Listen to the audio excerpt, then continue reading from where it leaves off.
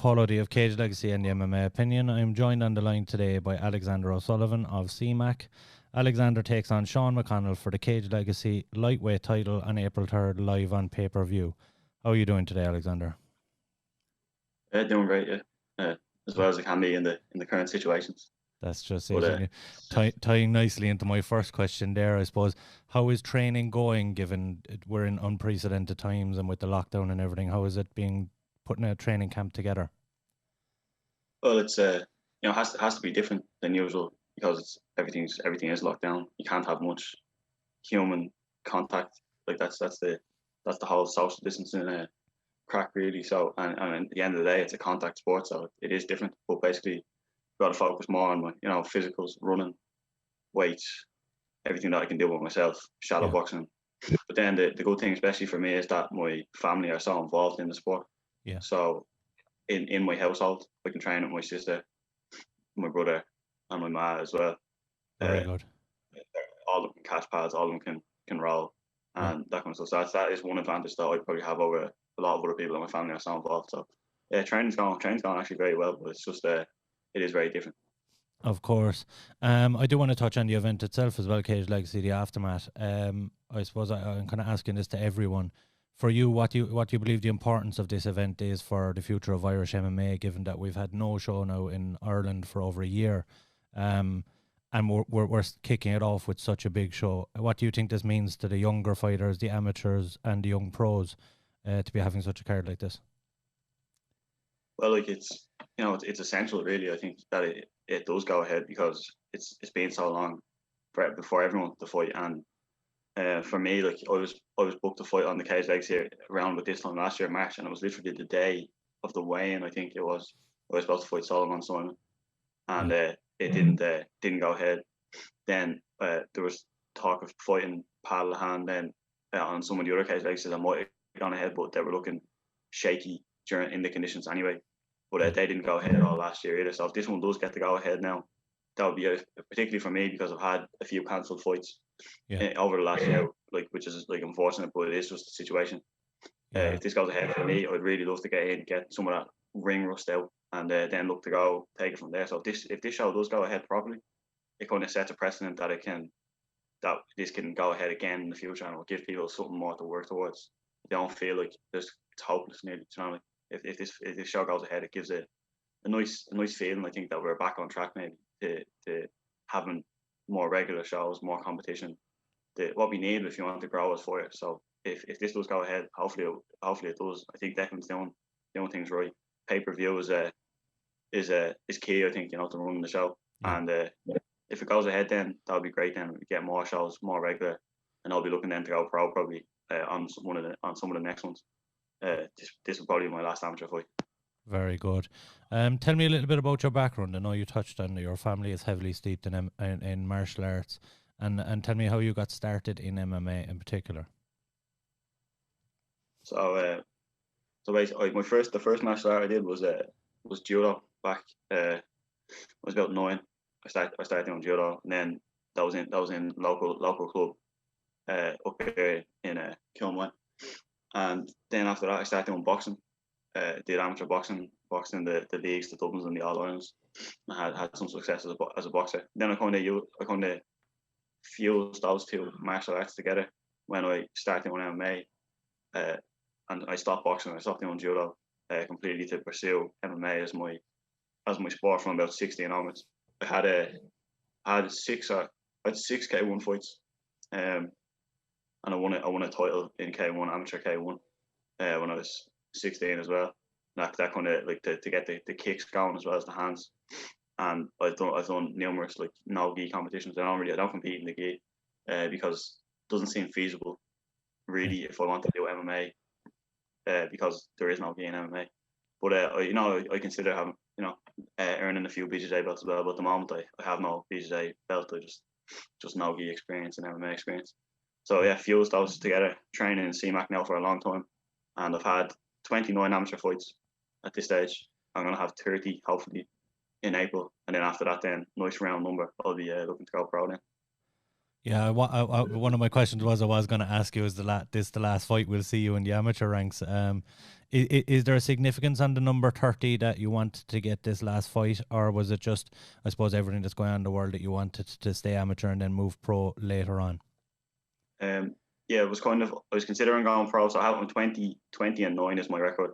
So 20 wins is also quite a nice number. I feel confident to go pro, and I was considering going pro after my last fight, which was in Bahrain in November Yeah. 2019, where I won the bronze medal, and I got knocked out in the semi-final. So my last fight is so long ago now that, and I am young still at 22, and the whole coronavirus situation, I don't feel I need to push too quick.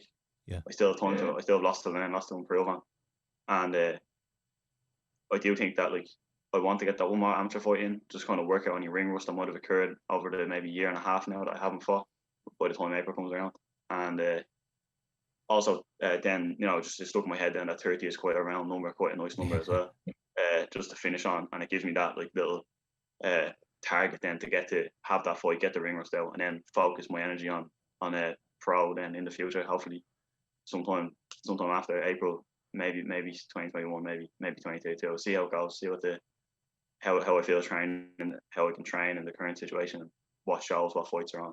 So yeah, it's up to a bit of up to chance a little bit after that. But definitely, I would say most likely 30 fights will be my last amateur fight against Sean now in April.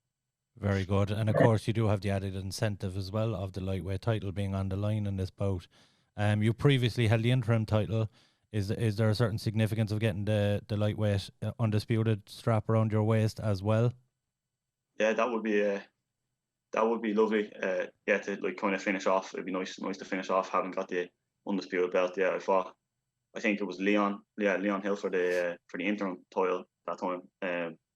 Because Kieran Clark was the champion, but he was unavailable at the time. So Leon and me fought for the interim. And that was good. And Leon's gone pro now. He's fighting Pat, which is interesting. And Kieran is obviously since then gone pro, and he's doing really well at the moment as well. So these are the type of guys that I would like to emulate in when I go pro. Yeah. Myself, soon. And yeah, finishing off on the undisputed lightweight title would be perfect. Alright, yeah. Yeah. And you touched on the IMAF event you were in 2019, and of course you've had experience at a few of them now. Your opponent, Sean McConnell, he doesn't have that experience, and he has a lot less fights than you as well. Do you believe experience is a big factor in this fight, and do you think that IMAF experience stands to you in this one as well? Yeah, I do. Yeah, definitely, because the IMAFs they are like they're quite a tough competition, having to fight multiple times in the same week, consistently make weight when you fight. You don't just celebrate, and you have to hone that in, go back to the hotel, think about making weight for the next fight, and then fighting again, possibly like 4 or 5 fights within a few days. And it is quite a punishing format, but it is really good for learning, for picking up things from fighters that you wouldn't be able to find on the regional circuit, like Russians and Kazakhstanis and American fighters and so on. Like these kind of it's more like what you'd find on, I think, the pro circuit when you're fighting outside of Ireland, fighting abroad, fighting on these international shows, these international tournaments. That's kind of what the IMAX, I feel like, gets you ready for, especially for pro. So I do think the experience will factor into this fight in April, because Sean,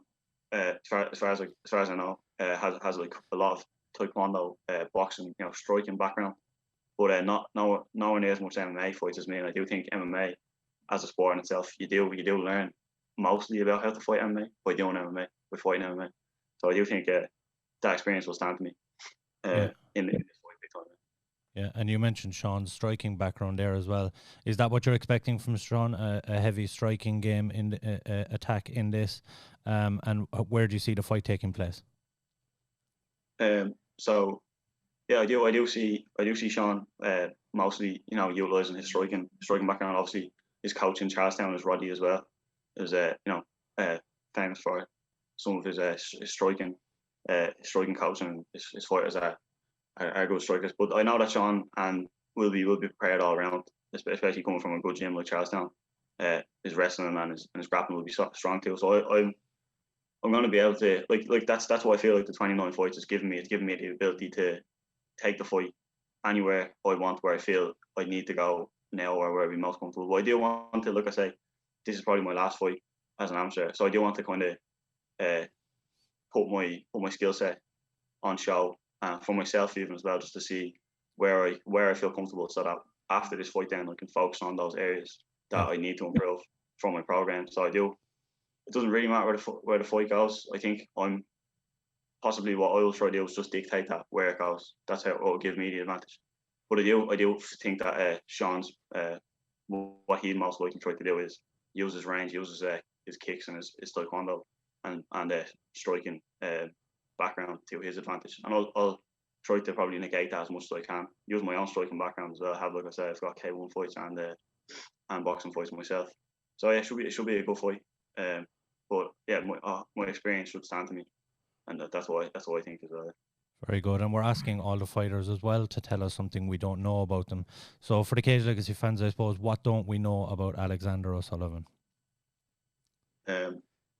So like I say, I've been involved in MMA for a long time since I've been quite young. But at the same time, I've been studying, and I study history in Trinity College at the moment. I'm in my 3rd year. I take that quite seriously as well, because it's something that I am quite passionate about. So they're the two things that I'm most passionate about in life and what I work at the moment is MMA and studying history. So that's something the Cage Legacy fans might not know about me. Very good. And why should we, just for a soundbite, why should we tune in on April 3rd to your fight? Because if you tune into my fight, you'll see what the highest level, someone who's been tested 4 times in the top of the IMAFs, medalled in all 4 IMAFs that I've attended. So I've been right up there with the top guys every time. I've been beaten by the eventual winner every time. So I've been right up there with the very best in the world, tested and medalled every time. The consistency is there, so I know that I am one of the best amateurs on the scene, and soon to be going pro. So if you do tune into my fight, you'll be able to see what the top amateurs in the country look like when they fight, and it should be an exciting fight. Like I say, Sean is a good striker, good stand-up fighter himself, and it should be able to see some nice skills on show. Very good. And I suppose trying to put an exclamation mark, if you will, on your amateur career. And of course, Alexander O'Sullivan takes on Sean McConnell for the Cage Legacy lightweight title on April 3rd, live on pay-per-view at Cage Legacy, the Aftermath. Just before we let you go, where can we find you on social media, and do you have any shout-outs you'd like to do?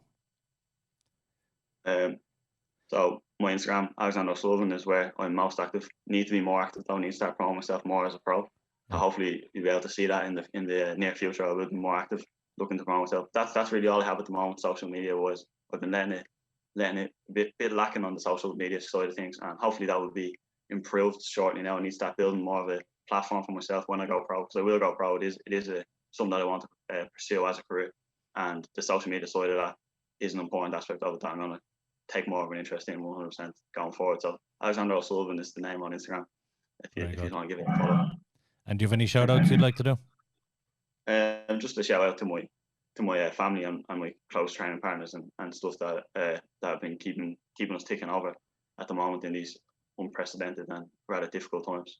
They've always been really, really supportive, and the group we have at CMAC in general, really close knit group of guys. You know, even in the current circumstances, just going to work out together outside the gym, that kind of stuff. It's been really good keeping the vibe going for some of the lads like myself who are trying to get fights in these kind of strange times. So really appreciate all the lads in the gym, 100%. Very good. Thank you very much for coming on today. Thank you. Thanks for having me. Thanks a million.